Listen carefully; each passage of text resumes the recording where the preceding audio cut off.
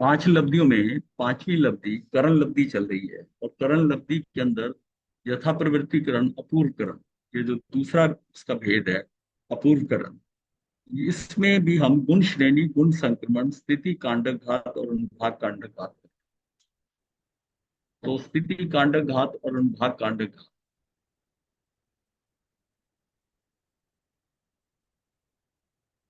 हम्म,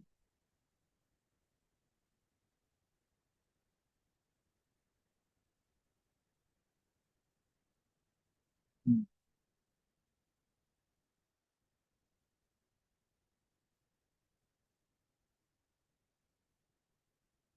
ये हमने कर लिया था, जिसमें कि उदयावली होती है, गुण श्रेणी होती है, उपरितन स्थिति होती है, और उसके बाद में अतिस्थापनावली जो थी उसके ऊपर आ जाती है अतिस्थापनावली। तो ये हमने कल कर लिया था। अपकर्षण द्वारा स्थिति घटती है। अपकर्षण जो है वो स्थिति घटाता है, हमने जाना था अपकर्षण और उत्कर्षण। उत्कर्षण, अपकर्षण द्वारा स्थिति घटती है, उसके साथ साथ अप्रशस्त कर्मों का भाग प्रति समय अनंत गुना हीन हीन होकर उदय में आता है।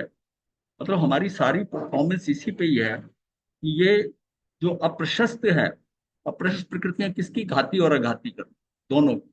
जो अप्रशस्त है यानी कि अशुभ है, जो अशुभ है उनका अनुभाग, मतलब है अनंत गुना हीन हीन होते हुए उदय में आता। प्रदेश उदय पे तो कंट्रोल है नहीं, विपाक उदय के ऊपर है कि उसमें ये विपाक जो हो रहा है उन्हीं कर्मों का जिनका की अनुभाग इतना कम हो गया, इतना कम हो गया, वो उदय में आते हैं, और वो हीन हीन होकर उदय में आते हैं। इसका मतलब हमारी अंदर आत्मिक स्थिति जो हमको हिलाने वाली है वो विपाक है। विपाक हमको जो है वो हमें आकुल व्याकुल करता है। विपाक जो है, चाहे वो सुख का हो चाहे दुख का हो, विपाक की जितनी इंटेंसिटी होगी उसके अंदर आकर हम आकुल व्याकुल हो जाए। अब अब क्या है कि ये यही विपाक ही बहुत हीन होके आ रहा है। इसका मतलब सिर्फ प्रदेश उदय हो रहा है, तो हमारी स्थिति बड़ी स्टेबल है। इसका मतलब रिएक्शन करने के अंदर और राग द्वेष करने के अंदर, नवीन कर्म बंधन करने के अंदर ये स्थिति बड़ी हमको बैलेंस स्टेबल रहती है, क्योंकि इसमें विपाक उदय वैसा नहीं है जैसा हो सकता था। गुण श्रेणी के ये निषेध जब उदयावली में आकर उदय रूप होंगे, तब प्रति समय असंख्यात समय बृहद निर्जरा होगी, असंख्यात गुण निर्जरा होगी, असंख्यात गुना निर्जरा होगी, उसे गुण श्रेणी निर्जरा कहते हैं। गुण श्रेणी निर्जरा कहते हैं। केवल शुभ परिणाम करने से अर्थात शुद्धोपयोग रहित व्रत तप करने से गुण श्रेणी निर्जरा नहीं होती। मतलब केवल शुभ परिणाम करने से, अर्थात शुद्ध उपयोग होना हमारा, तो व्रत तप करने से गुण श्रेणी निर्जरा नहीं होती। वहां तो एक साथ समय प्रबद्ध इतनी निर्जरा होती है जिससे कि स्थिति पूर्ण होने वाली सविपाक निर्जरा कहते हैं। नवनवीन बंध भी होता है, और अज्ञानी के समर नहीं पाया जाता। ज्ञानी जीवों में कुछ प्रकृतियों की बंध व्युत्पत्ति होने से समर होता है, और पूर्ववत कर्म अधिक प्रमाण में करने से निर्जरा होती है। अब तक समय की प्राप्ति तो हुई नहीं है, उसके पूर्व भी गुण श्रेणी निर्जरा कैसे हो सकती है। वो ये बताया कि हम वो हट तो रहे हैं, हम जिसको समझ रहे हैं कि निर्जरा हो रही है, पर जब तक सम्यक की प्राप्ति नहीं हुई उसके पूर्व भी गुण श्रेणी निर्जरा कैसे हो सकती है। इसका समाधान यह है कि करण परिणाम में ज्ञानोपयोग निज शुद्ध आत्मा के सम्मुख ही होता है। मतलब क्या है कि करण परिणाम में ज्ञानोपयोग, निज शुद्ध ज्ञानोपयोग जो लगेगा, हमारा ज्ञानोपयोग कब लगता है, निज शुद्ध आत्मा के सन्मुख ही होता है। वो कब होता है, तो ज्ञानी आत्मा, आत्मा ही ज्ञान है, मैं उसके सम्मुख उस ज्ञान के होता है, परंतु परिणति में अभी मिथ्यात्व है। मिथ्यात्व है क्योंकि अन्यवृत्तिकरण के अंत समय तक मिथ्यात्व का उदय रहता है। ये अपूर्वकरण चल रहा है, इसके बाद में अगला जो अन्यवृत्तिकरण है, अन्यवृत्ति खत्म होते ही उसके बाद में वहां तक इसका मिथ्यात्व चले, वहां कषाय चलेंगे, वहां सब कुछ चलेगा।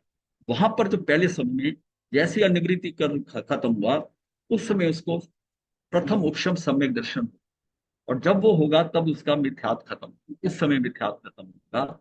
अत्यंत मंद देखिए मिथ्यात्व का उदय रहता है, और अत्यंत मंद होता हुआ अर्थात अनुभाग प्रति समय अनंत गुनाहीन होता होता मिथ्यात्व उदय में आता है। अब बात ये होती है कि अत्यंत मंद होता हुआ, अर्थात अनुभाग प्रति समय अनंत गुनाहीन हो रहा, मतलब अनुभाग मतलब विपाक, विपाक जो है वो प्रति समय अनंत गुनाहीन होता हुआ मिथ्यात्व उदय में आता है, मिथ्यात्व भी रहता है उदय में। तो ये बात आती है कि इसका मतलब क्या, मिथ्यात्व भी बढ़ जाए हमारा, मतलब इस जीव को इन कर्म परिणामों के अंतर समय में नियम से समय की प्राप्ति होती है, इसलिए शुद्धोपयोग के फलस्वरूप यहाँ गुण श्रेणी निर्जरा होती है। यह किसी को प्रश्न उठ सकता है कि गुण श्रेणी द्वारा जो असंख्यात गुण परमाणु में आते हैं, तब मिथ्यात्व के अधिक परमाणु उदय से मिथ्यात्व भी बढ़ता होगा। अब गुण श्रेणी हो रही है, गुण श्रेणी द्वारा असंख्यात गुना परमाणु उदय में आ रहे, गुण श्रेणी से कैसे, अब ऊपर से भी आ रहे हैं, वो संख्या बढ़ गई, नीचे के जो निषेक है उसकी संख्या बढ़ गई, और संख्या बढ़ने से गुण श्रेणी द्वारा, गुण श्रेणी किसे कहा था कि अगर मान लिया 85 है, ऊपर से आए, पहले में एक चार गए, एक गया, फिर चार गए, फिर 16 गए, फिर 64 गए, तो वो संख्या तो बढ़ गई ना। अब वो संख्या बढ़ी है, ये बात की है ना कि गुण श्रेणी निर्जरा होती, यहाँ प्रश्न उठ सकता है कि गुण श्रेणी द्वारा तो असंख्यात गुण परमाणु उदय में आते हैं, तब मिथ्यात के भी अधिक परमाणु उदय से मिथ्यात भी बढ़ना चाहिए।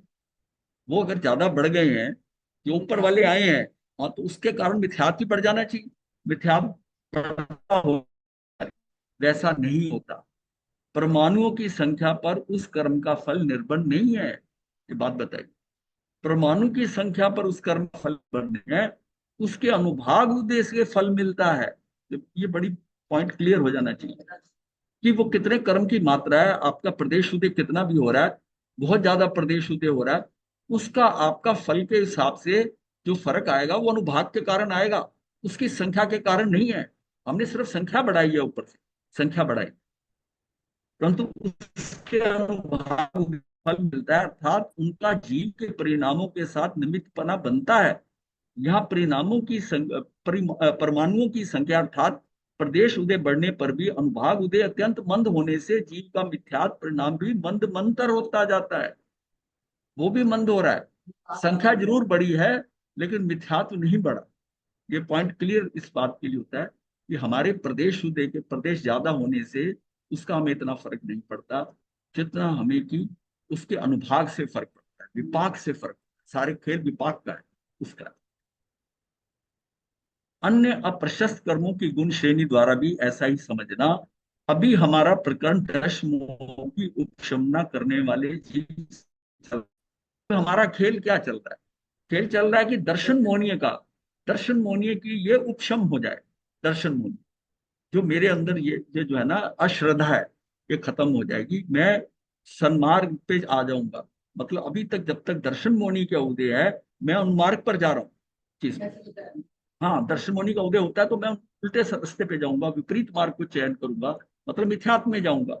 दर्शन मोह की क्षपना करने वाले तथा श्रेणी चढ़ने वाले जीवों के भी कर्म परिणाम होते हैं।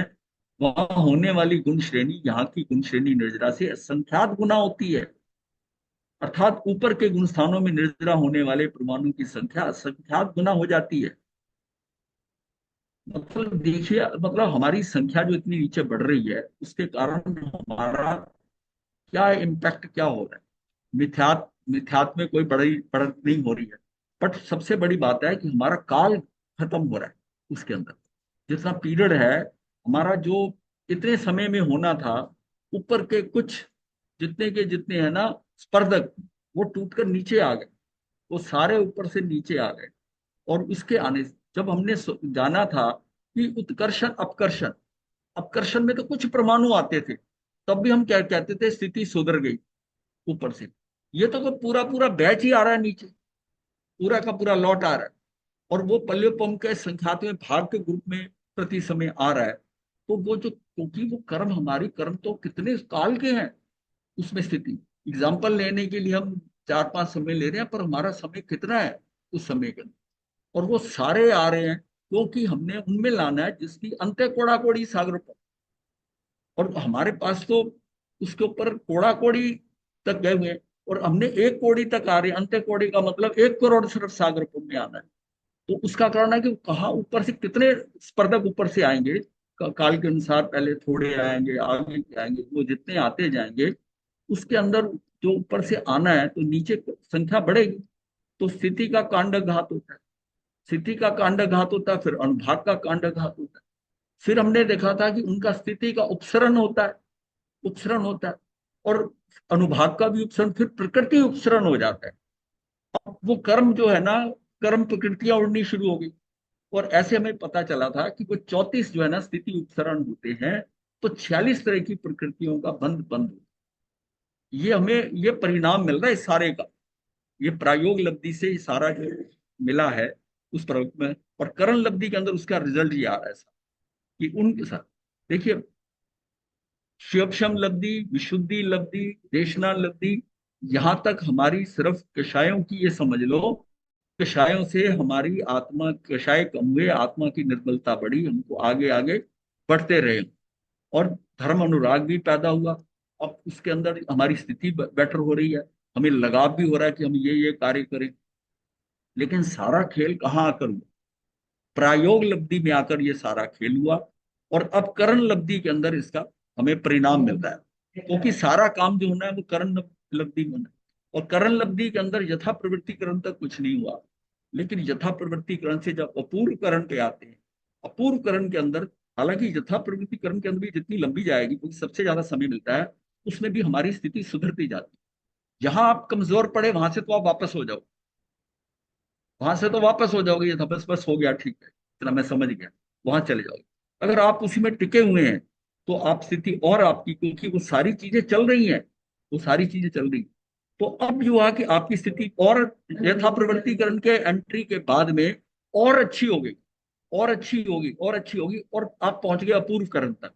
मतलब आप वो लिमिट आ गई कि जो आपकी राग द्वेष की गांठें हैं, उनको तोड़ने के लिए जितनी आपको शक्ति चाहिए उतने लेवल तक आप आ गए, तभी वो टूटेगी। और आपका हौसला पहले ही पस्त हो गया तो आप वापस चले जाओ। लेकिन जैसे ही वहां पहुंचे, उन उन गांठों को आपने तोड़ना शुरू कर दिया, और वहीं से कार्य शुरू। मतलब इससे पहले जो कुछ किया वो कई बार किया, और ये सारा रिपीटेशन होता रहा और हम लौटते रहे। यहाँ काम कहाँ शुरू हुआ कि अपूर्व करण के अंदर आकर हमने राग देश की ग्रंथियों को भेदन कर दिया। तो यहाँ हमारा एक तो यहाँ से हुआ कि भवी कर पाएगा ये। अब भवी तो ऊपर तक, इससे पहले तो अब भवी भी चला जाता है, यहाँ आकर उसने भवी का काम हो गया, तो क्लियर हो गया कि अपूर्व करण का कर रहा है तो ये भवी है, और भवी है। और यहाँ अपूर्व करण की क्रिया करते करते ही यहाँ क्लियर हो जाएगा कि ये जीव अन्यवृत्ति करण की ये सम्यक दर्शन लेके जाए। और ये भी वर्णन आता है कि इस स्थिति के अंदर हो सकता है अपूर्व करण के अंदर बाकी इतना भार आगे नहीं है, उसके पास शुद्धता है, तो अपूर्व करण करते करते सम्यक दर्शन हो सकता है। ये जो आगे का प्रोसेस बताया, ये तो वो है कि जो और लटक रहा है, और लटक रहा है, अनिवृत्ति करण, फिर अंतर करण तक जा रहा है। पर वो राग द्वेष की ग्रंथि भेदन करी, और वहीं उसको सम्यक दर्शन हो, ये भी हो सकता है। लेकिन अगर नहीं होता तो फिर अनिवृत्तिकरण में जाए। राग द्वेष की ग्रंथियां टूटी, अनिवृत्तिकरण किसको कहेंगे कि उसके और कर्म टूट गए, 700-800 सागर कम, और आगे हल्का पड़ गया। अपूर्व कर्ण की ग्रंथि से उसके राग द्वेष की ग्रंथि टूट गई। इसका मतलब जो सत्ता में पड़े हुए थे कि शायद वो भी खत्म हो गए, सत्ता वाली उसको भी तोड़ दिया आपने। हमारी स्थिति और अच्छी होगी, और अच्छी होगी तो हम फिर उसके बाद में अनिवृत्तिकरण में आ, और अनिवृत्तिकरण वाला तो ये चीज है डेफिनेटली अनिवृत्तिकरण के अंदर। और अनिवृत्तिकरण के अंदर करते करते दर्शन, अब खेल क्या होना है, दर्शन मोहनीय का आगे अंत्यकरण करना है। हमें अंत्यकरण में क्या है, अभी भी वो मिथ्यात्व के कुछ एलिमेंट हैं हमारे हमारे में मिथ्यात्व के हैं, जो अनिवृत्तिकरण चल रहा है वो भी है, और अनंतानुबंधी कषाय भी है, चरित्र मोहनी भी है। अब फिर बात वो आती है कि अबाधा काल, अबाधा काल खत्म जिनके हो चुके हैं हमारे कर्मों के, यानी कि मोहनी कर्म के, दर्शन मोहनी और चरित्र मोहनी के, जिनके खत्म हो गया, उन लोग उन कर्मों को हम आगे ले आते कि भाई ये उदय में आने वाले हैं। जिस समय मुझे सम्यक दर्शन होगा ये उस समय उदय में आएंगे, गड़बड़ करेंगे। तो ये स्थिति भी हमको अपने आप मिलती है। वो सारे के सारे जिनका बाधा काल खत्म हो गया उनको उठाकर अनिवृत्तिकरण के साथ जोड़ते हैं। अनिवृत्तिकरण में ये सोचो कि 4/5 भाग उसका हो चुका है, 1/5 जब भाग रह गया तब वो आ जाता, वो सारे उन्हीं के साथ जुड़ जाते, और बाकी जिनका बाधा काल नहीं हुआ उनको पीछे पटक दिया जाता।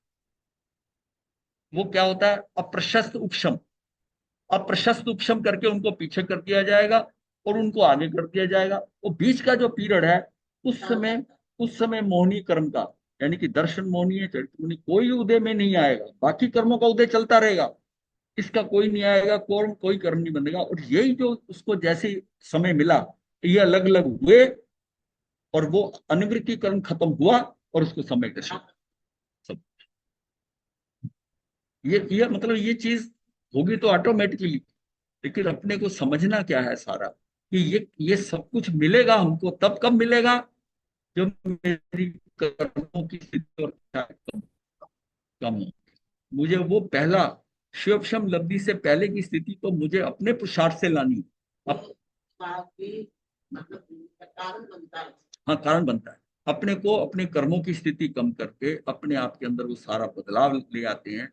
शुक्ल पक्षी हो गए, मिथ्यात्वी हैं, शुक्ल पक्षी हैं, यहाँ तक की स्थिति तो बाहर की है जो हमारी प्रति है। और ये हमको जो मिल रहा है अंतर्मुहूर्त, ये हमको ये पांचों लब्धियां लाते लाते और यहाँ पर लास्ट में औपशमिक सम्यक दर्शन करा दे। हाँ जी, बोलो। हाँ ये जो भी मुझे 5 लब्धियां मिल रही है, हाँ, मिलेगी। हाँ जी, तो जितनी बार होगा, मतलब ये भी सीमा है ना। उपशम, वो उपशम समय दर्शन हाँ 4 बार होगा, टोटल 5 बार मिलता है। 5वीं बार में वो दोबारा लेकर निकल जाएगा। ठीक है।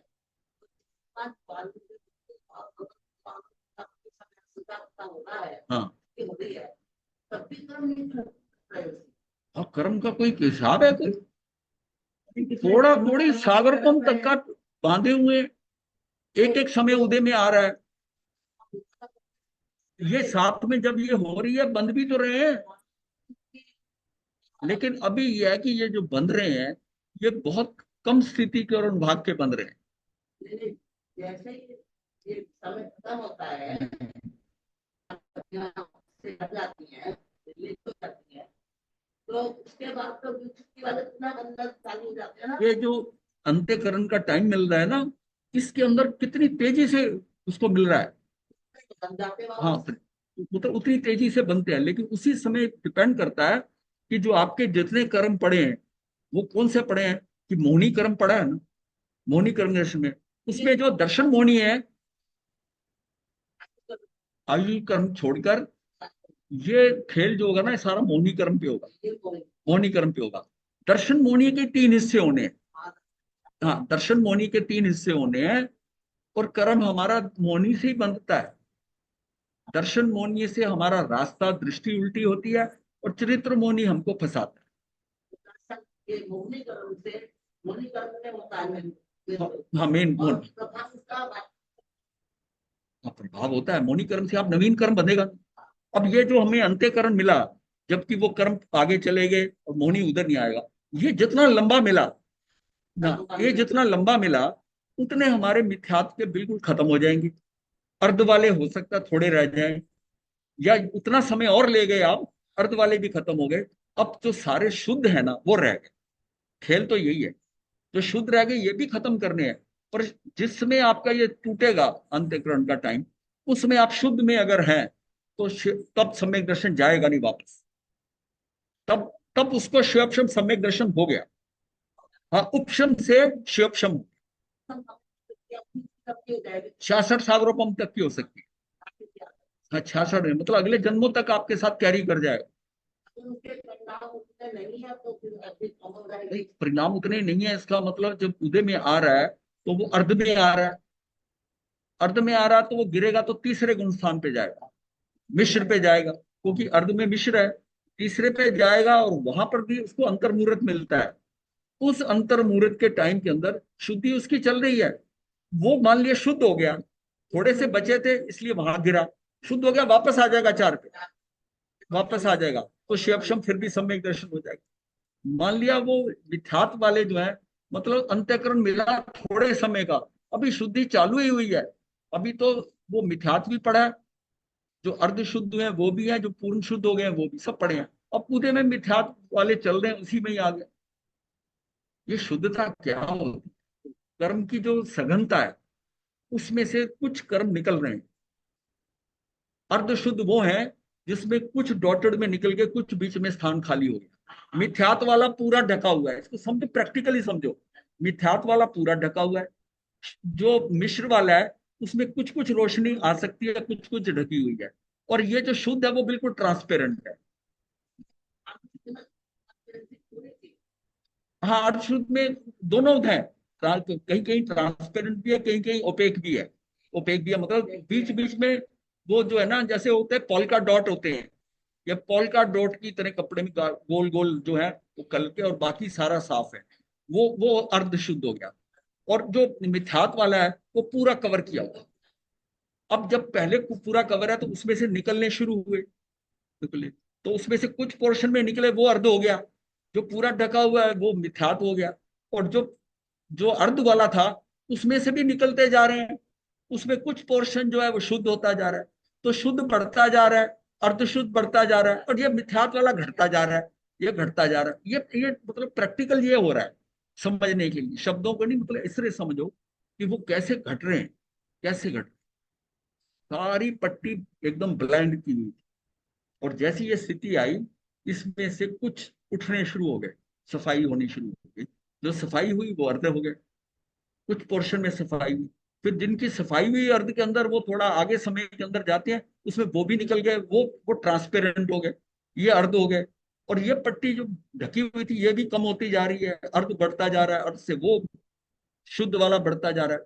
अब जितना समय ज्यादा मिल जाएगा, उतने उतने में ये मिथ्यात्व भी खत्म हो गया, अर्थ भी खत्म हो गया। आइडियल सिचुएशन ये है कि जब वो टूटे तो उसके सारे शुद्ध हो, यानी कि वो ट्रांसपेरेंट होंगे।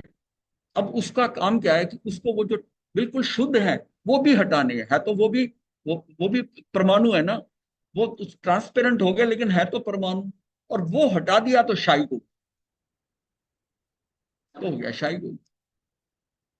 अब ये इतना समझ आ जाए तो मैंने कहा शब्दों की बताने की बजाय ऐसे बता दें, इसमें ये सारा लिखा हुआ है, एक बार देख लेंगे वैसे क्या है, पर ये समझना अपने को कि हमारी स्थिरता कितनी, स्थिरता कितनी, मतलब सम्यक दर्शन आने के बाद भी जीव अस्थिर रहता है। ये ये जो बुद्धिपूर्वक अबुद्धिपूर्वक कर्म जो बनते हैं ना, सम्यक दर्शी बुद्धिपूर्वक कर्म नहीं बांधता, लेकिन अबुद्धिपूर्वक बंधते हैं उसके, कर्म तो बंधते हैं। भाई उसके 41 प्रकृतियों का ही खत्म हुआ है ना, बाकी 120 में पड़ी है ना। अब उसका क्या कि इतना होने के बाद उसकी स्थिति हल्की बंधेगी। हाँ, स्थिति हल्की बंधेगी और उसका अनुभाग हल्का बनेगा। तो इसलिए कहा गया है कि सम्यक दर्शन होने के बाद में अब सारे वो नए कर्म हल्के बंधेंगे, पुराने का हमें पता नहीं है। वो जब जब उदय में आते जाएंगे, ये उनके साथ मिलकर ये भी निपटते जाएंगे। तो हो सकता है 3 4 5 भव के अंदर, ये ज्यादा से ज्यादा 15 भव में ये जीव निवृत्त हो जाए। तो इसका मतलब है कि वहां से स्थिति बैठती है, नहीं तो हमारे भवों का कोई अंत नहीं। आज तक भी हम अनादि का सारा खेल में, मैं कह रहा हूं, कुछ नहीं करता आदमी। वो संवत्सरी वाले दिन भोजन भी करता है, उसको स्वाध्याय नहीं हो रहा, एक लाइन नहीं पढ़ रहा, बट उसके अंदर जो है ना कषाय निकल गया। वो उसके साथी जो है उसको कुछ कहते हैं, मजाक करते हैं, वो अपने को ही दोषी मानता है। उसके कषाय ने भी ये मुझे क्यों कह रहे हैं, ये मेरी खिचड़ी में थूक क्यों दिया इन्होंने, या इन्होंने ऐसा उसको कटाक्ष कर दिया। गुरु भी उसके साथ नाराज रहता है, वो अपना ही दोष मानता है, वो अपना ही दोष मानता है। मतलब सारी कुल मिलाकर साधना है क्या? हम कह रहे हैं मैंने ये करना, मैंने वो करना। अरे करना ये है, करने का नुकसान नहीं है कोई। करने से आपकी देखो दोनों बातें समझनी है। हम ये जो हम बात कर रहे हैं ये आगे की बात कर रहे हैं। जो लोग अपना कार्य कर रहे हैं, जो क्रियाओं में लगे हुए, शुरुआत उनकी क्रियाओं से ही होगी।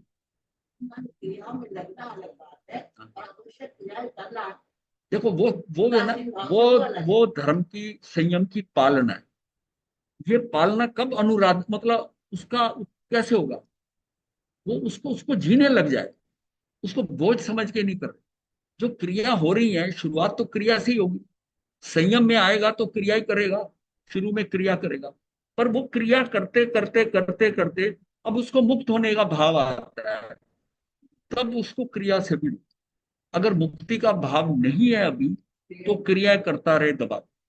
क्योंकि वो पुण्य से भी वंचित ना रह जाए। मतलब ये हुआ कि वो अपने आप को शुद्धता की तरफ बढ़ाए ना और क्रियाएं छोड़ बैठे। ये भी नहीं है। ये जो हम एक साइड पे बात कर रहे हैं ना कि उसमें जो क्रिया कर रहा करता रहे, तो कम से कम उसको फिर संयम मिल जाएगा, फिर संसार मिल जाएगा। नहीं मुक्त होगा तो ना सही। उसी उसी उसी जीव का वो औगे और पात्रों का ढेर से मेरू पर्वत बनना है। लगा रहे, लगा रहे, उसमें क्या है? ना नीचे जाएगा। मतलब वो क्रियाएं करके अपना संयम की पता आराधना नहीं हो रही, पालना हो रही। आराधना हो गई ना जब उस टाइम समझ में आ गया कि ये सारा खेल क्या है। जैसे हम कहते हैं समाहित करना। अब समाहित करना, माला करना, जाप करना, क्या करना, ये सारे जो है ये बेसिक शुरू की रिक्वायरमेंट है। आपको स्थिति लाएगी वो। ये भी नहीं करोगे तो आपसे 48 मिनट बैठा नहीं जाएगा। हाँ, बाहर से हटने के लिए इसी से ही आओगे, इसी से आओगे। अब मुक्त होने के लिए जो है ना, अब आगे अपनी स्पीड बढ़ाओ। अब जो हमने संयम के पहले 2 3 साल 4 साल किया, जो किया वही करते रहेंगे कि अंत तक, ये बात। अब ये जो संयम में करते करते अब हमने देखा कि कर लिया, तो ये ठीक है, स्थिति है। आपने कुछ उपवास भी किए, कभी बेला किया, कभी तेला कर लिया, अठाई कर ली, तप का भी अभ्यास हो गया। ये नहीं है, ये नहीं कि तप को भी रिजेक्ट कर, तप का भी है। लेकिन ये नहीं कि तो आप तप में ही लगे रहे, अपने आप को इतना शरीर की तरफ से क्षीण कर दिया कि आगे जो स्थिति लानी है वहां तक क्षमता ही ना रहे, क्षमता ही ना रहे। ये सारी चीज सोचनी पड़ती है आप। तो ये है कि हम, क्या है कि शुरुआत हमारी वैसी हो। हाँ, हाँ,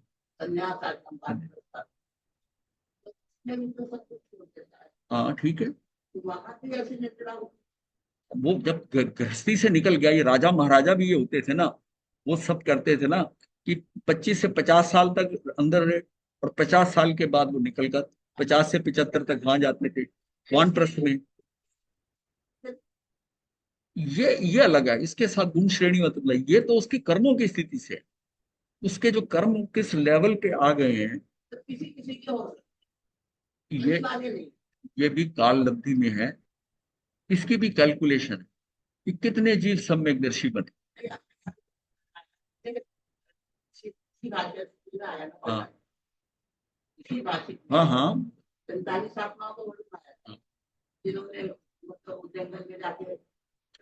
ये तो सम्यक दर्शन या मोक्ष का ठेका सिर्फ जैन धर्म का ही नहीं है। दूसरे जैन धर्म से अलग भी है, उनका उनका कोटा अलग है। उसमें भी है, जैसे एक समय में 108 जा सकते हैं जैन साहब का, तो उनका भी तो कोटा 10 साल जाते हैं, और स्त्रीलिंग में 20 जाती है। तो ये सारे लिमिट सारे सब सब बताए गए हैं। हाँ, मैं तो कह रहा हूँ। अब उसको जिसको जिसको एक लाइन याद नहीं हो रही, वो केवल ज्ञान लेके चला गया। 12 वर्ष लगे थे उसको, मास्टर्स को। और जो एक समय का एक संवत्सरी का भी उपवास नहीं करता था वो भी चला गया। और वो क्यों चले गए, ये देखो ना। किशाय मंद है, किशाय उनके ऑलमोस्ट जीरो, बल्कि अपना ही दोष निकालते थे कि मेरे कारण। यही है मैं कह रहा हूं, और कुछ नहीं, ये बात नहीं है, और कुछ की वैल्यू ही नहीं है। ये और कुछ तो इसी की भूमिका बना रहे हैं कि तुम कशाय हो जाओ। लेकिन वो हमारे अंदर अगर मुझे उपवास करके ये सब करके और मेरे अंदर ये मान बढ़ रहा है, तो मेरे तो कषाय बढ़ गए। क्रिया करने वाले में अगर मेरा ये भाव आ गया कि इनकी क्रिया हल्की है, मेरी क्रिया बहुत है, ये कुछ क्रिया नहीं करते, तो मैं फिर गया काम से। ज्ञान का है, मुझे इतना कुछ आता है, किसी को कुछ नहीं आता, फिर गया। तो गुरुदेव ये कहा करते थे कि गया जीव गर्त में। मतलब जैसा सोचा गर्त में चला गया, गर्त में चला गया, गर्त में गड्ढा, गड्ढे में गया, नीचे गया। मतलब पग पग पग में ही है। अब किसी को इतना नहीं पता, तो बेसिक ये समझनी है क्या मेरे कषाय कम कम हो रहे हैं। ये उन सब क्रियाओं करते हुए भी रिजल्ट, अब किसी का वो क्रियाएं करते करते उस कहे कि मेरे कषाय कम हो रहे हैं, नहीं बढ़ रहे हैं, ठीक है वो आगे बढ़ रहे हैं। अगर आपके कषाय नहीं हो रहे, क्रिया से सिर्फ एक बात है, क्रिया से कर्म बंद होता है। क्रिया से कर्म बंद हो रहा है, और कर्म बंद हो रहा है, तो उसका मतलब चाहे शुभ भी बंद हो रहा है, ये भुगतना पड़ेगा। मुक्ति उतनी देर से होगी, इसकी निर्जरा नहीं होती पुण्य की। अब सारा प्रोसेस, सारा प्रोसेस हुआ है, ये अशुभ प्रकृतियों का हो रहा है। हाँ, जितना भी हुआ, अब प्रशस्त प्रकृतियां हैं अनुभाग की, और प्रशस्त तो बढ़ रहा है, प्रशस्त बढ़ रहा है, तो फिर पुण्य को कैसे हटाओगे? पुण्य की निर्जरा नहीं होगी, से हटता है। फिर यह है कि पुण्य प्रकृतियां जो है, उसका लाभ आपको घाती कर्मों में मिलता है, घाती कर्मों में मिलता नहीं। और मुक्ति के लिए घाती कर्म कम करने, मुझे बताइए घाती कर्म कैसे कम करोगे? घाती कर्म करने के लिए अगर आप अच्छे कार्य कर रहे हो, क्रियाएं अच्छी कर रहे हो, और उससे पुण्य बन रहा है, फिर घाती कर्म तो बढ़ रहे हैं, वो तो तब भी बन रहे हैं, हल्के बन रहे हैं। घाती कर्म तो पुण्य करते हुए भी बनेंगे और अशुभ भी बनेंगे, बट हल्के बनेंगे। तो फिर निकलने का उपाय क्या होगा, ये सोचो ना। घाती कब कम होंगे, जब क्रिया नहीं होगी। अब यहाँ आओ ना, कि क्रिया है और हम लगे हुए हैं क्रियाओं में, फिर कैसे करोगे मुझे बताओ? संसार चाहिए तो करो क्रियाएं जितनी करनी। बड़ी बात क्लैरिटी है, इसको समझ लो इस बात को, नहीं तो आपको हमारी बात सब उल्टी लगेगी, नहीं तो सारी बात हमारी उल्टी लगेगी। हाँ, हाँ जी, अब आपको हर चीज को समझ रहे हैं, हाँ, तो भी क्रिया तो करनी पड़ेगी ना, जो नहीं, क्रिया कैसे करनी पड़ेगी? ये तो पता है ना कि मुझे ऐसा नहीं करना, जो करना है बहुत हल्का करना है। मतलब मेरे मेरे कर्म बनेंगे, ये थोड़ी कर्मों से निवृत्त हो जाता आदमी। तो मेरे कर्म बनेंगे, लेकिन उनका स्थिति बंद अनुभाग बहुत कम होगा, ये बंद होगा। और वो जो मैंने ढेर पिछले जन्मों में लगाया हुआ है, उनके उदय में इसके निषेध मिलकर, क्योंकि ये बहुत शॉर्ट समय के हैं, उनके उनके हो सकता है बड़े लंबे और कोड़ा कोड़ी साल, ये उनमें मिलकर ये भी निवृत्त हो जाएंगे। तो मुझे तो समय जितना उनको निकालने में निकलता है, वो जो नए कर्म मेरे बन रहे हैं, वो टाइम बढ़ा नहीं रहे, वो उनके साथ मिलकर निकल जाएंगे। मुक्ति का मार्ग यही है कि मेरे नवीन कर्म जो है, वो हल्के हल्के होते जाएं, उनका स्थितिबंध अनुभाग हल्का होता जाए, पुराने निकलते जाएंगे, पुरानों के साथ ये भी, क्योंकि एक समय के अंदर वो मिक्स होके निकलते हैं। ये तो है नहीं कि ये जब बंधा ये इकट्ठा निकलेगा, इसके निकलते निकलते वो खत्म खत्म होते होते सारे खत्म होते। समझ आ रहा है ना? तो अपने को ये वो बात पकड़नी है। हाँ, मतलब अपने को क्रियाओं से कैसे निकलना है, क्रियाओं को छोड़ना नहीं है, क्रियाओं से निकलकर मुझे क्या करना है, वो आगे बढ़ना है, और तब निकलना है जब आप इस बात को समझ जाओ, इस बात को बड़ी क्लियर हो। वो छोड़ के बैठ गए, जैसे हम पुण्य को कहते हैं कि पुण्य फंसाता है, लेकिन आप पुण्य छोड़ के बैठ जाओ और पाप छोड़ो ना, तो डबल फंस गए। बहुत जरूरी है समझनी। जब एक बात कहते हैं कि पुण्य फंसाता है, तो ये है कि पर पाप, यहां तक हम पहुंचे पुण्य से ही पहुंचे अपने। ये जो बात हो रही है ना, ये साधु साध्वी या वो श्रावक जो है ये समझ गए हैं, उसको अब निवृत्त होने का भाव आ रहा है। जो निवृत्त होने का भाव आ रहा है, वो इस बात को समझे कि मैं यहां से निवृत्त होकर मुक्त कैसे हो। और मुक्त होने का भाव अंदर नहीं आ रहा, अभी भव भ्रमणा की थकान नहीं हुई है, हरे को नहीं होती।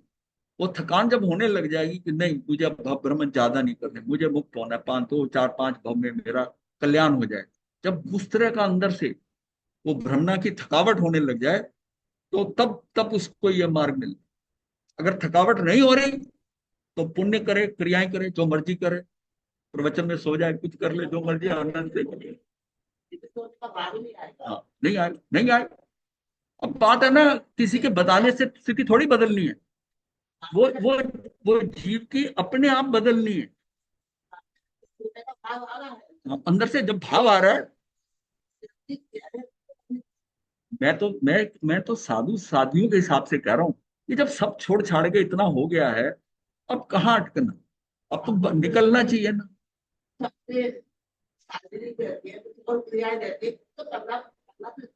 वो जो करोगे, आवश्यक आवश्यक क्रिया को कहीं मना नहीं किया गया। भोजन करने को भी मैं तो देखो ना, आवश्यक क्रिया करो, वो क्या करो, खाना वो बिना उपवास करे, दूसरे उपवास भी नहीं किया संवत्सरी का।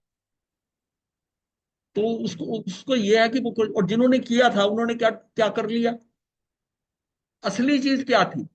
असली चीज है ना, अब भावों को संभालना है, भावों को संभालना है। और अपने अंतर कषाय की मतलब उसको सहज, बहुत तरह सहज हो जाए कि अगर उससे नहीं भी हो रहा किसी, लगाने की कोशिश मत करो, आप समझने की कोशिश करो। मैं किसी चीज में लगाना नहीं है, इसको अपने को किसी को क्या बताना। हाँ, मैं तो देखो बड़ा स्पष्ट कहता हूँ कि जिसको ये जो है ना, ये सिर्फ है मुक्ति की तरह। अगर जिसको नहीं जमता ना, वो क्रिया करता रहे, क्रिया नहीं छोड़े, उसका उसकी अभी काल अवधि परिपक्व नहीं हुई है, नहीं नहीं छोड़ पा रहा, वो ना छोड़े, उसका ट्रैक अलग है, वो अपने टाइम पे कर लेगा, उसका भी हो जाएगा जब होना हो। और ये भी मत समझो कि उसका बहुत बाद में होगा, वो आज नहीं हो रहा, उसका पता एकदम चेंज आए, वो आपसे पहले निकल जाए। इसलिए महर्षि जी, किसी को, हाँ जी, भी जो भी क्रिया वो स्वाभाविक होनी चाहिए, मतलब भीतर से हाँ होनी क्रिया, चाहिए। हाँ, हाँ नहीं जो, ज्ञान पूर्वक, आपको हाँ पता जी, है इसके ज्ञान बिना पूर्वक, हाँ जी। मेरा नहीं है, ये क्रिया हाँ मैं जी। कर रहा हूँ, इसका क्या कितना कर रहा हूँ ये भी पता है आप। हाँ, हाँ उसमें है, मेरा कितने से, जैसे शरीर का सफाई करना जरूरी है, हाँ पर वो जी। कैसे, आप गृहस्थ के अंदर थे तो कैसे नहाते थे, अब उसको उसको देखो ना, वहां से शुरू हो, फिर एक बाल्टी, फिर आधी बाल्टी, फिर 1/4 बाल्टी, फिर एक मग, और मग का भी पानी रीयूज हो जाता है वो और कार्यों के लिए। तो एक मग में सारी शुद्धि हो जाती है, सब कुछ शुद्ध हो जाता है। और उस पानी का जो शुद्धिकरण का पानी है, उसका सिर्फ यह है कि उसको भी आप रीयूज कर लेते हो। हम्म। तो ये क्या है, ये आपके अंदर वो चीज आती है, ऐसी भोजन का है कि कम से कम करना, भी करना, इतने में मेरा गुजारा हो जाता है। नौकरी कर रहा है, कुछ कर रहा है, एक उपवास के कंपटीशन में लगा हुआ है, एक नौकरी कर रहा है, वो सहजता से कर रहा है, उसकी क्षमता ज्यादा है, नहीं है ही है, नहीं नौकरी नौकरी क्यों, स्वाध्याय और ध्यान की कम है फिर, वो 10वें 11वें नंबर पे बैठा है। हाँ, आप तो सबके अपने अपने नंबर है ना। सेवा का हमने करा था, स्वाध्याय से सेवा भी कितना है, व्यय जो है, व्यय करता है तो उसको कितना लाभ बताया था व्यय। ये सारी बात यह है कि मैं इन बातों में विषय को कम कर रहा हूं, मैं अपनी आत्मा के साथ कितना हूं, मुझे अपनी आत्मा की कितनी प्रतीति है, मैं दिन में कितनी बार अपनी आत्मा के समक्ष जाता हूं, याद भी करता हूं क्या कि आत्मा है, ये कहा कभी भी होता। 5 शक्ति और 3 गुप्ती, कितनी बार 3 गुप्ती, वो समय कब आता है जब 3 गुप्ती में होता हूँ। हाँ, हाँ कितनी बार है, जो आप बता रहे हो ना वो संगतियों की बात है, विवेक पूर्ण इतना मुझे करना है, वो 5 संगतियां दी हुई है। हाँ, वो प्रवृत्ति हो विवेक पूर्ण, जो आपको धर्म से बताई गई कि ये तो आपको करनी है 5 संगतियां, पर 3 गुप्ती भी तो बताइए। हाँ, कि मन वचन काया से गुप्त हो गया। ये जो हम लोगों को कहते हैं कि आप स्वाध्याय नहीं कर सकते, ध्यान नहीं कर सकते, आप हर 1.5 2 घंटे बाद 10 मिनट के लिए शांत होकर सोफे पे जैसे हम बैठ जाओ, वो क्या है, वो आपको गुप्ती की साधना बीच में कराएगा। उस 10 मिनट में हो सकता है 1 मिनट 2 मिनट आप शांत हो जाओ, अपने अंदर बैठ जाओ। तो सब वो ऐसी दिन में 8 10 बार करोगे, फिजिकली भी आपको रेस्ट मिलेगा 1.5 2 घंटे के बाद, और आप अंदर भी अपने चले जाओगे, और उससे आपका अंदर जाना एक प्रैक्टिस बन जाएगी। फिर आपको लगेगा कि जैसे आज जो समाइक करता है, उसको थोड़ा, आज समाइक नहीं हुई, घर में गेस्ट आ गए, उसको रात को ना कुछ अजीब सा लगता है कि मेरी ये क्रिया नहीं हुई, कि मेरे से कुछ छूट गया। इस तरह ही आत्मा के साथ आएगा कि आज ज्यादा देर बात नहीं हुई, मैं अपने में नहीं गया, नहीं गया, वो वैसी प्रतीति हो जाए आत्मा। अभी अभी तक क्या आत्मा की महिमा भी आई है, प्रतीति तो तब होती है उसकी महिमा आ जाए। मतलब हमारी साधना है क्या, हम वहां पहुंचने की साधना है क्या। खाली क्रियाओं में तो आगे का आगे बढ़ नहीं पाओगे। क्रिया छोड़नी भी नहीं है, क्रिया से आपने आगे निकलना है। क्रिया को तब छोड़ना है जब आपको ये बातें समझ में आने लग जाए, आप में सहजता, सजगता और सरलता आ जाए, फिर क्रियाओं की जरूरत नहीं है। अब वो अपने आप छूटेंगी, वो क्रिया भी छूटेगी। तो ये जीव की अपनी परफॉर्मेंस होगा, किसी के कहने से कि तू छोड़ दे ये क्रिया, छोड़ ये कर, ये कहने का कोई फायदा नहीं है, कोई फायदा नहीं। मतलब अपने को ये बात करनी ही नहीं है, हरेक का अपना अपना है। किसी के ऊपर किसी बात का हमने, मतलब हमने कोई चीज साधना में कुछ आरोपित नहीं करनी अपने। आप हरेक की अपनी स्थिति अलग अलग है, अलग अलग है। वो पता नहीं आज पीछे वो आगे जाकर कितनी स्पीड पकड़ ले, आपको नहीं पता। उसका अपना ढंग है मुक्ति का, ठीक है, उसको छोड़ दो। हमारा किसी के ऊपर कोई इस बात का नहीं कि ये ऐसा है, ये ऐसा है। सब अपने चले, पर क्या सब समझ रहे हैं इस बात में, बस ये समझना। हो सकता है किसी को ये जो सोच है ये नहीं ठीक लगे, तो वो क्रिया करता रहे, क्रिया से नहीं भागे। कम से कम वो वहीं का वहीं रहेगा ना, नीचे गिरेगा तो नहीं। उसको क्रिया में आनंद आ रहा है, और उसको ऐसा आनंद नहीं आ रहा कि ध्यान में। अब हर आदमी ध्यान नहीं करता, हर एक आदमी को ध्यान नहीं है। बड़े बड़े अच्छे ज्ञानी साधु संत भी हैं जो कि वो इसको प्रेफर नहीं करते ध्यान, तो ठीक है।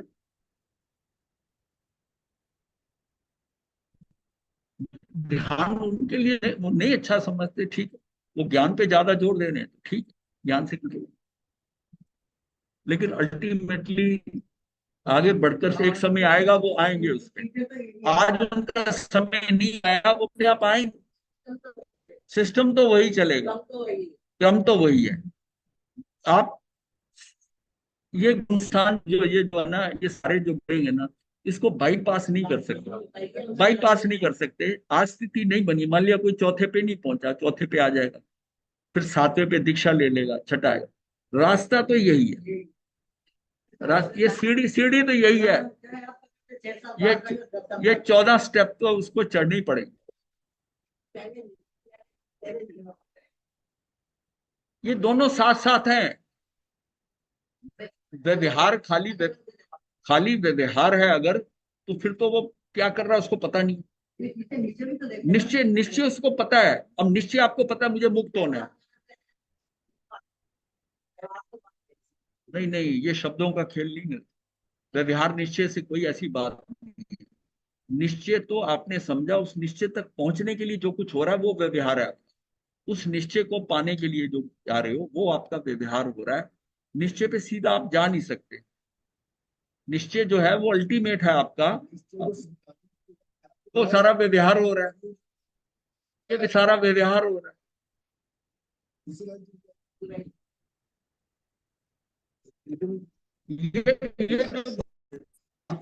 ये ये जो है कि कषाय छोड़ना, ये निश्चय से छोड़ने पड़ेंगे। क्योंकि ये छूटेंगे तो कर्म छूटेंगे, और कर्मों के छूटे बिना शरीर नहीं छूटेगा। मुझे तो आत्मा से इसको निकालना है। आत्मा जो है इसको, मुझे शरीर को निकालना है। शरीर को हटाने के लिए शरीर में कर्म खत्म होने चाहिए। कर्म को घटाने के लिए क्या करना है? मेरे राग द्वेष खत्म हो। क्योंकि जो कर्म बन रहे हैं उसके लिए सबसे बड़ा जो जोड़ने वाला काम है वो कषाय है। मैंने कषाय खत्म कर लिए तो मेरे कर्म नहीं जुड़ रहे। पहले मैं कषाय कम करूंगा, जब मैं कषाय ज्यादा थे तो मेरी पाप प्रकृतियां बन रही। मेरे कषाय हल्के हो गए, मेरी पुण्य प्रकृतियां बनने लगी। मेरे कषाय जीरो हो गए, मेरे कर्म बंधने बंद हो गए। अब ये नवीन कर्म बनने बंद हो गए तो पुराने वाले आते आते उदय हो रहे हैं, नवीन कर्म बंध नहीं रहे, यानी कि वीतरागता अवस्था आ गई। अब वो भी वीतरागता अवस्था में भी वो बाकी घाती कर्मों को तो केवली भी काट रहा है। वो इसलिए कि नवीन बंध नहीं रहे, पर पुराने तो निकालने हैं। आयुष के कर्म फिरेंगे, नाम कर्म पूरा खत्म होगा, गोत्र कर्म है, और साता वेदनी जो उसका पड़ा हुआ है। अब साता वेदनी भी पुण्य से ही बंधा है ना। उसके जो केवली के जो उदय में आ रहे हैं, वो साता नहीं, साता वेदनी आ रहा है। साता वेदनी भी खत्म करना है उसको। ये सारे में जितना समय लगेगा उतनी समय उसने बैठना है यहाँ पर। तभी कहा है ना कि भाव से तो मोक्ष हो गया केवल ज्ञान होते ही। द्रव्यते मोक्ष कब होगा? जब ये शरीर छूटेगा। और मुझे तो भेद विज्ञान जो हम समझ रहे हैं, मुझे भेद करना क्या है? मुझे इस शरीर को अलग करना है आत्मा से। ये मेरा पूरा प्रयोग है कि ये इसमें फंसी हुई आत्मा, आत्मा इससे अलग कर दूं तो एक समय में वहां जाएगी। तुझे कुछ नहीं करना, तुझे शरीर को अलग करना। शरीर कर्मों पे डिपेंड करते हैं। तुझे कर्म कम करने, कर्म कैसे कम होंगे? तुझे कषाय जीरो करने, नवीन कर्म बनेगा कषाय कम। भाई सारा खेल तो ये है ना कि मैं शरीर के साथ, इस कालिमा कर्म कालिमा के साथ ही आत्मा को मैंने जाना है। जब निगोज से निकला हूं, ये मुझे शरीर जो मिला है, ये कोई मैंने गलत काम करा या कर्म किया इससे नहीं मिला। ये इसके साथ स्वाभाविक था। वो इसलिए था कि अगर इसके बिना तो आत्मा यहाँ इस लोक में टिक ही नहीं सकती, इसके ना टिक सकती। इस इसके साथ रहते हुए, साधना करते हुए ये हटाना है इसके लिए, उसके लिए आत्मा का उत्थान हो, ये कम होता जाए, ये कम हो, ये कचरा सारा मैल निकालना है। बिल्कुल सोने की एग्जांपल जो दिया, खान से सोना निकला है, 16 ताव है उसके, उसके 16 गर्म कर करके बाद में सारी इंप्योरिटीज निकाल कर पूरा खरा सोना जो बनेगा, उसके बाद वो दोबारा वो सीधा जाएगा ऊपर, जीव रहेगा। एक समय टिक नहीं सकता यहाँ बिना शरीर बिना। बस ये सारा खेल है हमारा, इसमें लगे हुए। अब ये समझ में आता है तो समझ में आता है कि भाई कुछ करूं, क्रिया कर लूं तब भी मेरे मेरे कषाय कम हो रहे हैं। हाँ, ये तो होता ही है। कोई क्रिया क्रिया तो कर्म है। अब अच्छा, ये क्रिया कर्म के रुक नहीं सकती क्योंकि मेरी चेतना में कर्म चेतना है। चेतना मेरी बार बार कहती तू कर, तूने वहां जा, तू उधर जा, मैं उसके दर्शन करूं, वहां जाऊं। ये क्या क्रिया कह रही है? हाँ, वो कर्म चेतना है। फिर मुझे सम्मान मिल रहा है, मैं कर्म फल चेतना में आ जाता हूँ। भाई मेरे पास पुण्य से आ रहा है, मैं भोगूं। हम अधीश्वर धाम में आए हैं, पुण्य से पहुंचे हैं। बढ़िया खाना मिलना चाहिए, बड़ा सारी फैसिलिटी होनी चाहिए, कमरे ठंडे होने चाहिए, ये होना चाहिए सब में। ये क्या है? कर्म फल चेतना, ये फल चेतना। ना मैं करूं ना मैं भोगूं, ये ज्ञान चेतना, ये मेरा शुद्धोपयोग है। यहाँ यहाँ पहुंचना है। अभी ये क्या है? ये दोनों करने का और फल भोगने का, ये अज्ञान चेतना। ये चेतना क्या है? यही तो मैं हूँ, आत्म। इसमें मेरे अंदर अज्ञानता आई हुई है। ये कचरा बाहर से आ गया है। अभी तक सुख भोगते रहे, ये मिले, ऐसा हो, सुख सुविधाएं मिले, वो सारा आया है। जब तक वो निकलेगा नहीं तब तक हम सुखों से निकलेंगे नहीं। समझने भी आगे नहीं, समझने से भी नहीं होता। हाँ जी, समझने से भी नहीं होता। चलिए, ये डिस्कशन में यहाँ तक पहुंच गए। इस प्रकार प्रति समय असंख्यात गुना क्रम से सजातीय अंत प्रकृतियों में संक्रमित होना गुण संक्रमण कहलाता है। ये जिनका, हाँ, ये जो है ना, मतलब जितने हमारी प्रकृतियों का बंध रुक गया, बंध रुक गया, मान लिया 41 का बंध रुक गया, अब वो जो कर्म नया बंध रहा है, उसमें जो कर्म बन रहे हैं उनके हिस्से के भी तो आ रहे हैं। अब वो कब बंधेगा नहीं, तो वो सजातीय में बंधेगा। वो नहीं बंधेगा तो उसमें बंधेगा। मान लिया कोई ऐसा कर्म में आ रहा है, होनी कर्म के कारण, तो अनंत अनुबंधी के शायद तो बंध रहा नहीं इसका भी, तो वो कौन कहाँ बंधेगा? वो तीन बाकी में चला जाएगा। इसलिए कहा है इस प्रकार से जिन आपशस प्रकृतियों का बंध नहीं होता, उन प्रकृतियों का जो द्रव परमाणु है वह प्रति समय असंख्यात गुना क्रम से जिनका बंध हो रहा है, ऐसे स्व जातीय प्रकृति में संक्रमित होता है, अपना स्वरूप छोड़कर अन्य प्रकृति रूप परिणम आता है। इस विधान को गुण संक्रमण कहते हैं। ये सारा अपूर्वकरण के अंदर ये सारी चार जो है ना आवश्यक है, चार आवश्यक है। ये हमें मतलब गुण श्रेणी का है। गुण गुण संक्रमण, स्थिति कांड घात और अनुभाग कांड, ये चारों चल यह पूर्व करण में होते हैं। तो इस प्रकार प्रति समय असंख्यात गुणाक्रम से सजाती अन्य प्रकृतियों में संक्रमित होना गुण संक्रमण कहलाता है। इस तरह का गुण संक्रमण श्रेणी चढ़ते समय अपूर्वकरण और निवृत्तिकरण गुण स्थान में होता है। इसमें भी हो रहा है और अगला अनुवृत्ति में भी। हाँ, हाँ, क्योंकि ये इनके भाग हुए हैं, ये तीन इसके हिस्से हैं, पर है तो ये करण लब्धि में हो रही है। और जो चीज, हाँ, आठवीं से पहले भी जो है आठवीं में तो ये वो नहीं है, आठवीं वाला नहीं। चढ़ते समय अपूर्व, नहीं नहीं, अभी तो सम्यक दर्शन हुआ नहीं है, हाँ वो वो आठवें में कैसे पहुंच। नहीं, आठवीं के स्थान ये होता है आठवें स्थान में जो होता है वो अलग है, वो अलग, वो वो ये अलग। नहीं है। वो उससे तो वो जैसे शपथ श्रेणी पे चढ़ता है ना, वो उस वहां पर डिसीजन होता वो नहीं। है। चढ़ते समय तो सबसे ज्यादा प्रकृतियां जो है ना, वो आठवें गुणस्थान में खत्म होती है। 36 प्रकृतियां, 36 प्रकृतियां जाती हैं एक तरह। चढ़ते समय अपूर्वकरण और अन्नवृत्तिकरण गुण स्थान में होता है, वहां साता वेदनी प्रकृति का साता वेदनी प्रकृति रूप संक्रमण हो जाता है। यहां तक कि आपका साता वेदनी प्रकृति का साता में संक्रमण हो जाएगा, साता में संक्रमण हो जाएगा। उसी प्रकार अनंतानुबंधी का भी संयोजन होते समय अनंतानुबंधी के सर्व परमाणु गुण संक्रमण विधान द्वारा अप्रत्याखान्य वर्णीय प्रत्याखान्य स्वजन प्रकृति रूप परिणमित हो जाते हैं। अनंतानुबंधी वाला पोर्शन भी उन तीन में भाग हो गया। वहां भी करण परिणाम द्वारा ये गुण संक्रमण होता है, ये गुणों का संक्रमण होता है। जब जीव शिवक्षम समय में से क्षणिक शाइक संकेत प्रकट करता है, तब पहले तीन करण द्वारा अनंतानुबंधी का भी संयोजन करता है।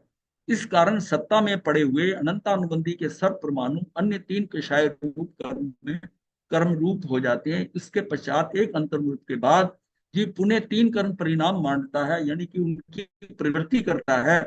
उसके कारण प्रथम मिथ्यात्व के पश्चात दोबारा तीन करण द्वारा मिश्र के सर्व परमाणुओं के सम्यक प्रकृति रूप संक्रमित होकर इन दो प्रकृतियों की सत्ता में से पूर्ण क्षय हो जाता है। वह भी गुण संक्रमण से ही कार्य संपन्न होता है, वो भी गुण संक्रमण से।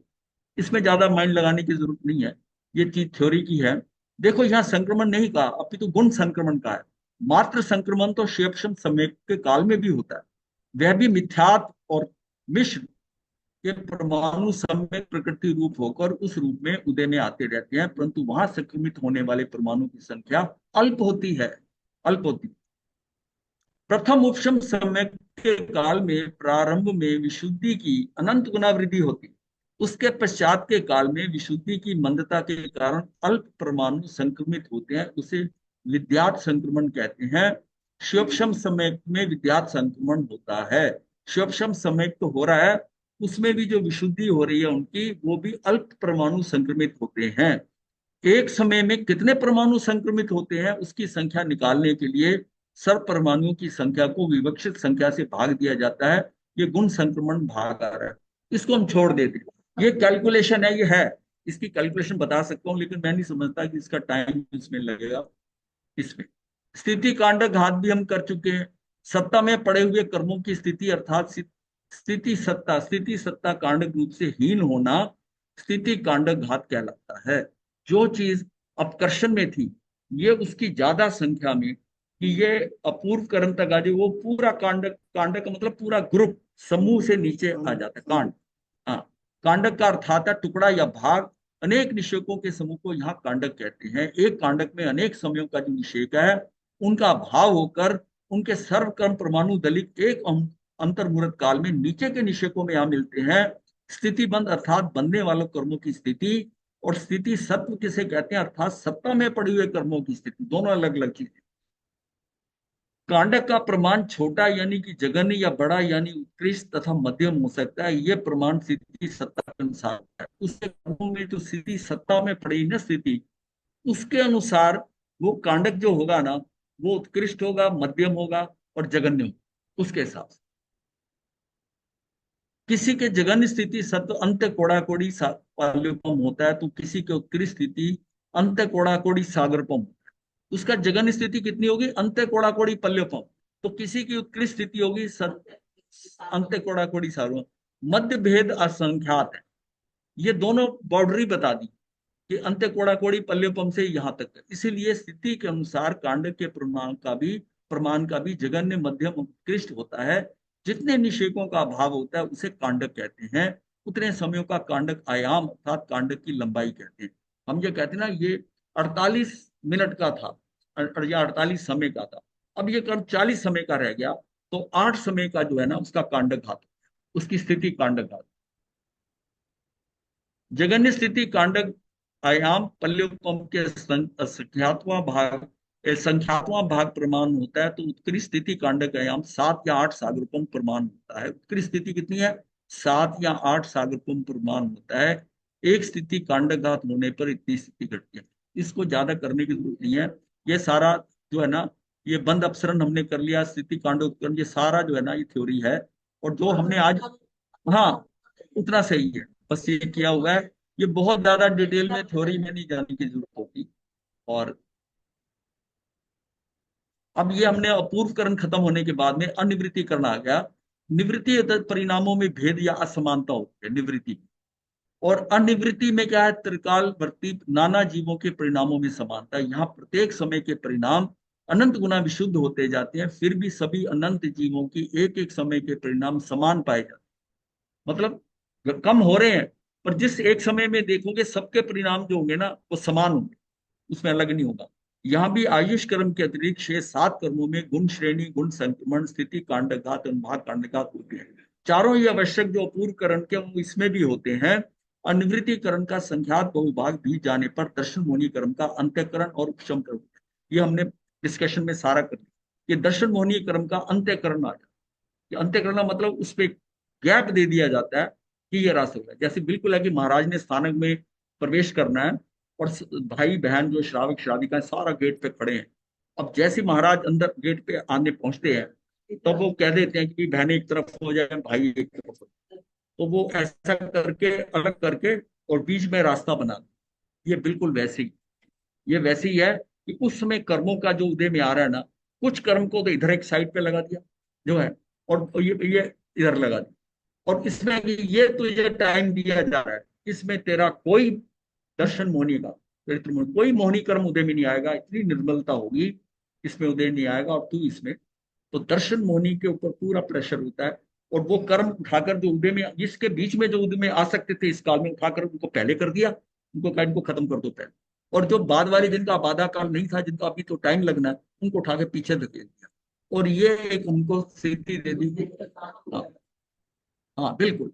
और वही होता है, जब महाराज अंदर प्रवेश कर जाते हैं, भीड़ फिर आ जाती है गेट पे, सारी फिर इकट्ठी हो जाती। ये वो उतना पोर्शन दे दिया।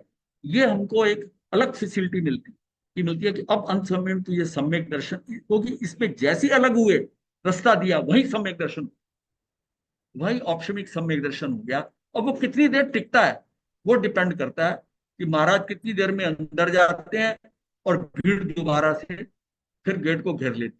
बस ये अंतरकरण। हाँ,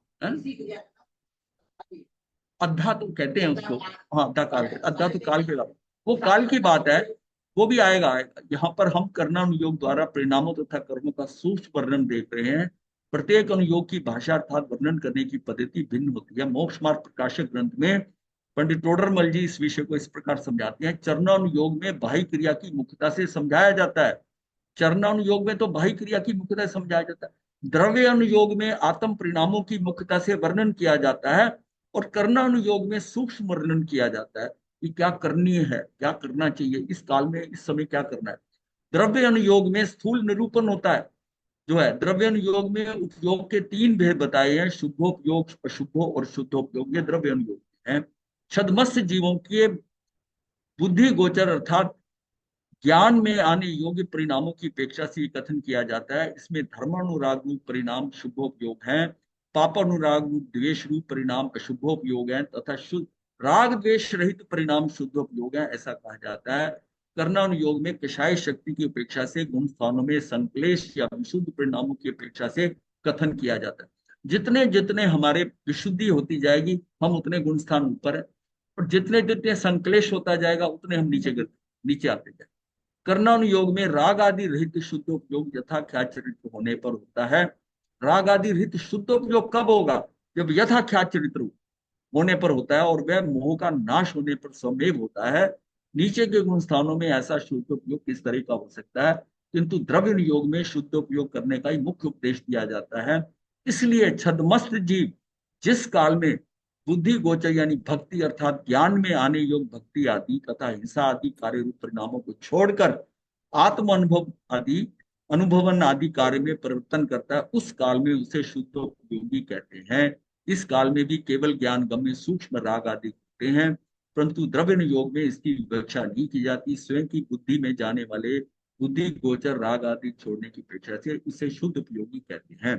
यथा क्या चरित्र होने पर द्रव्य योग कर्मानुयोग दोनों की अपेक्षा से शुद्ध उपयोग है, परंतु नीचे के गुण स्थानों के चौथे पांचवें और आदि द्रव्य योग की अपेक्षा से कभी कभी शुद्ध उपयोग होता है, कभी कभी होता है, परंतु कर्णानुयोग की अपेक्षा से सदा ही कषाय अंश का सद्भाव होने से शुद्ध उपयोग नहीं होता। इसलिए द्रव्य, ये अभी टाइम नहीं है, फिर कल बाद में देखेंगे। दूसरे दोबारा नहीं। हाँ, एक्चुअली लास्ट पेज है बस, ठीक। हाँ नहीं आएगी, मुझे पता है, तभी इसको फटाफट करो। मैंने जो वर्बल जो बताना था ना, वो मैंने सारी बात डिस्कस। क्योंकि आप देख ही रहे मते वंदना गुरु जी। आज हाँ जी, हाँ बहुत जी। सुंदर कथा, आज बहुत सुंदर आपके मथे वंदना गुरु जी। इसलिए मथे वंदना शाब्दिक से ना, गुरु तो जी। जब जब भाव में आकर वो, जब वो उठाता है वो सार निकल जाता है। वो सार जो होता है वो एक्चुअली काम का होता है। जो शाब्दिक होता है ना, उससे उससे उसे आदमी जल्दी नहीं पकड़ पाता। शब्द जो होते हैं ना, शुष्क होते हैं, रूखे होते हैं शब्दों को बोलने से। लेकिन अगर जो उसको बात, हाँ, जब समझते हैं ना, उसको ग्रहण करते हैं, वह जो, अगर ये बात अब समझ गए ना कि अब ये कषाय, बस सारा खेल कैसा कि मुझे किस ढंग से करूं कि मेरे कषाय खत्म, बस हर स्टेप के ऊपर। हाँ, वो समझ में आ जाए। हाँ, मतलब कोई भी चीज अनदेखी करने की जरूरत नहीं है। जिसको क्रिया ठीक लगती है वो क्रिया करे। किसी को जाप अच्छा लगता है, उसकी कईयों की बड़ा बड़ा, उनका बड़ा कंट्रोल होता है जाप के ऊपर। वो कहते हैं हमको बड़ा आनंद आता है जाप, ठीक है, क्योंकि जाप है तो करते हैं ना। जाप करने से लोगों को उनकी जो उस टाइम कंसंट्रेशन, एकाग्रता अपने में बनती है। लेकिन सारा वो पुण्य का खेल। ये सारी ऊपर की क्रियाएं हैं, शरीर के स्तर की क्रियाएं हैं। शरीर से जो क्रियाएं करते हैं उससे आप पुण्य कर सकते हो। बाकी खेल सारा आत्मा, जो शरीर के स्तर पे हो रहा है, वो आपको पुण्य तक ही ले जा सकता है। पुण्य के लिए योग लगते हैं।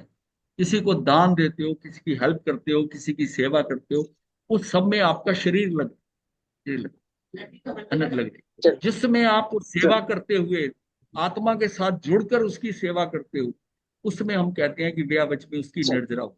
वो कैसा पात्र, एक आप बोझ समझ के कर रहे हो, सेवा तो कर रहे हो उनकी, गलान साधु की किसी की कर रहे हो, वो ऊपर ऊपर से कर रहे हो, काया से कर रहे हो, मन से भाव नहीं हो रहा वो। हाँ, वो नहीं होगा। वो बस उसको उतना ही पुण्य मिल जाएगा जितना कर रहा है, वो भी हल्का पुण्य। लेकिन जिस समय वो आत्मा के साथ होकर बड़े अहोभाव से सुशा कर रहा है, हाँ, हाँ, छोटी सी क्रिया है, दिल से कर रहा है, इनको क्या चाहिए, इनको इनको सुख मिले, इनकी समाधि हो, फिर इसको कर रहा है, और ऐसे दिल से कर रहा है। वो पता नहीं कहाँ का काम पहुंच जाए, कहाँ का काम।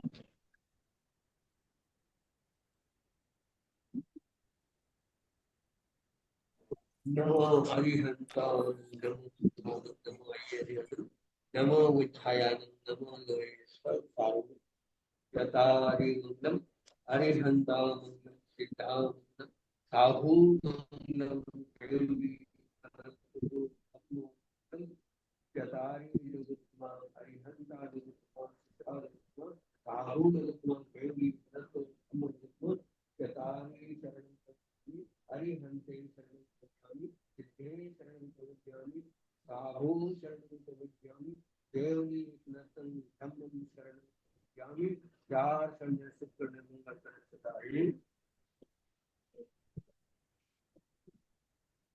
मथे वंदना गुरु